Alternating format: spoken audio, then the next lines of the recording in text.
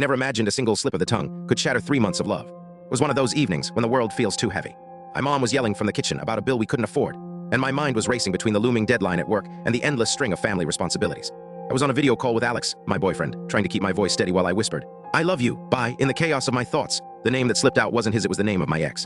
The words hung in the air like a broken glass. I heard the pause on his end, the sudden tightening in his voice. "What did you just say?" he asked, his eyes narrowing on the screen. My heart slammed against my ribs. I stared at the camera, feeling the heat rise to my cheeks, and tried to explain that it was a brain glitch, that I hadn't thought about my ex in years, that the name had no emotional weight left. I told him about the stress with my mom, about how my past with my ex, an abusive, controlling relationship, still left me vulnerable in high-pressure moments. Alex's reaction was immediate.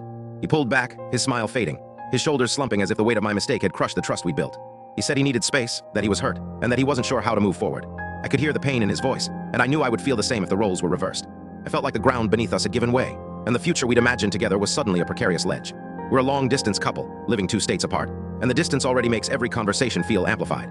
Alex had been cheated on before, a betrayal that left a scar on his heart. I, on the other hand, carried the scars of an ex who was both emotionally and physically abusive.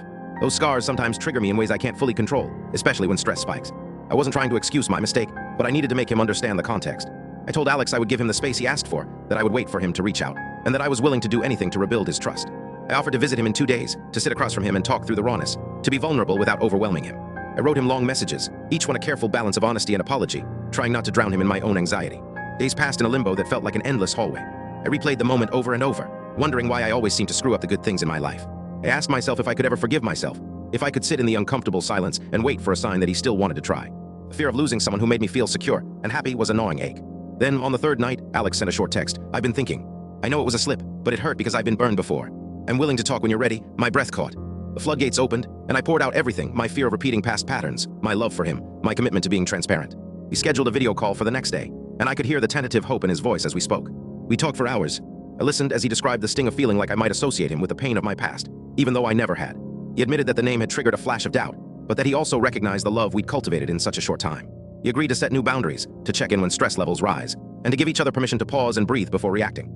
Now, 2 days later, I'm packing a bag to visit Alex. The anxiety that once knotted my stomach has softened into a nervous excitement. We decided to treat this slip not as a fatal flaw, but as a learning moment, proof that we can survive the inevitable missteps that come with being human. It hasn't erased the hurt, but it has opened a path forward. If you ever find yourself terrified that a single mistake could end something beautiful, remember that love isn't about flawless perfection. It's about how you pick up the pieces together.